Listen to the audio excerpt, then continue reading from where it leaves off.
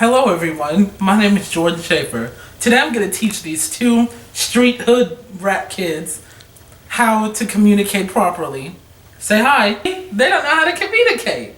So I'm going to give them a little pointers specifically from chapters 8 and 11. You can stop recording. Y'all are going to have to excuse me because teachers have notes on their phone now because apparently phones are allowed now. Don't know when that happened.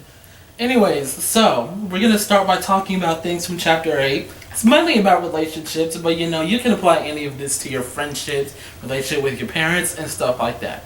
So I want you to think, when I ask you these questions, I want you to think about a friend or a boyfriend that you might have had to answer these questions, okay? Okay. So, to you, what does a satisfying relationship consist of?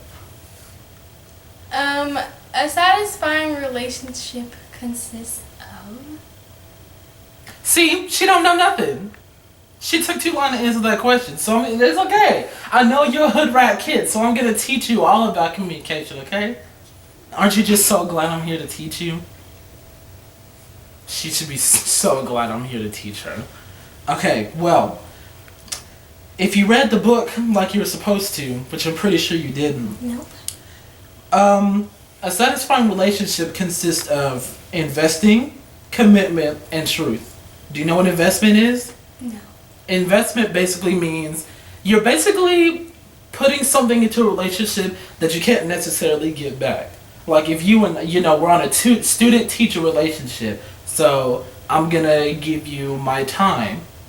I can't ever get that back. Like if we continue this student-teacher relationship, or if you moved on to another class, I'm never getting that time back. So, yeah. Gotcha. Commitment is deciding to continue that relationship again, and no matter what kind of relationship that is. So I've decided that I'm going to be your teacher instead of kicking you out like the last 10 teachers you've had within 3 years. And 2 different high schools. And 3 elementary schools. Okay. Yeah. Okay.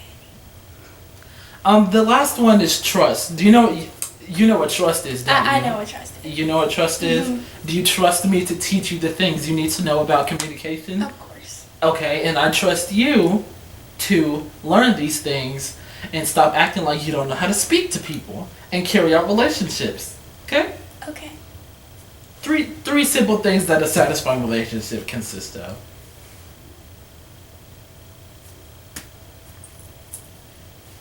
It's lunchtime. You can go now.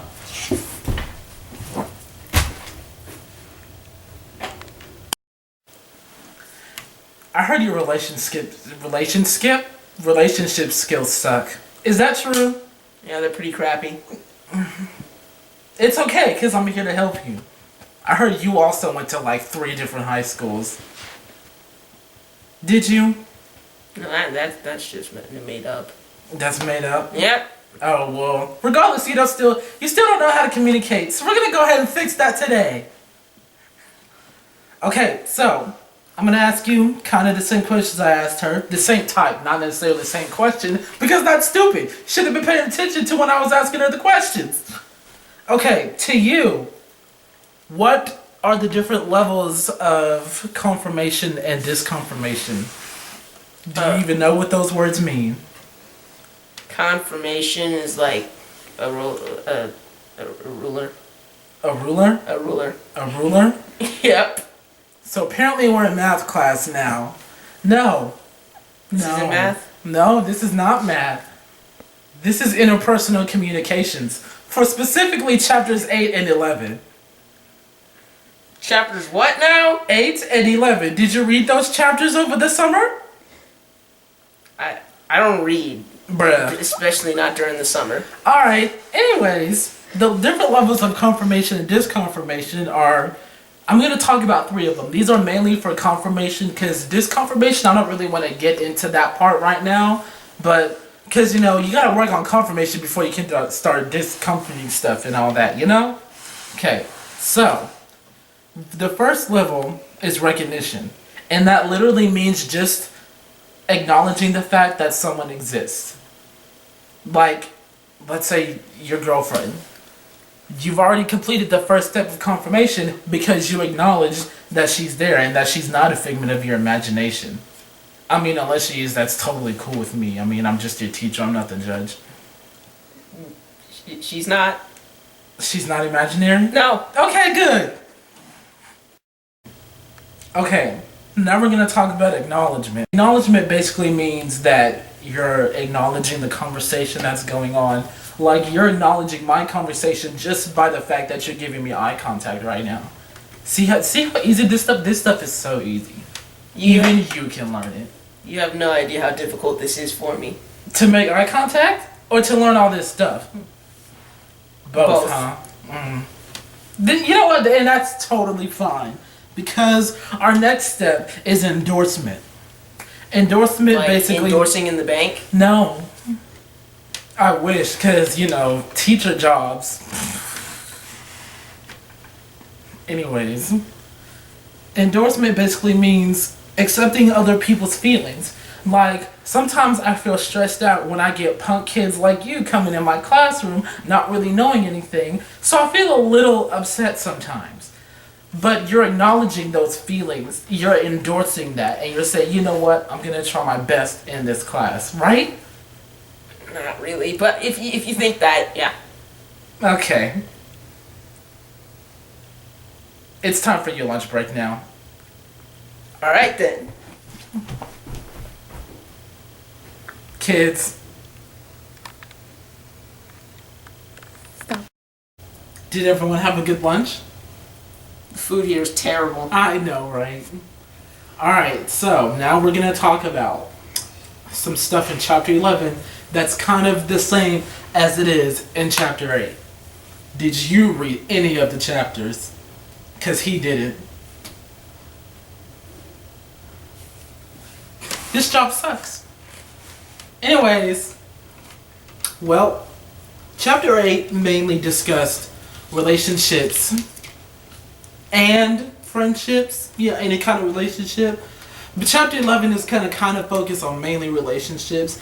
But we're going to try our best to see how they work within each other. Okay?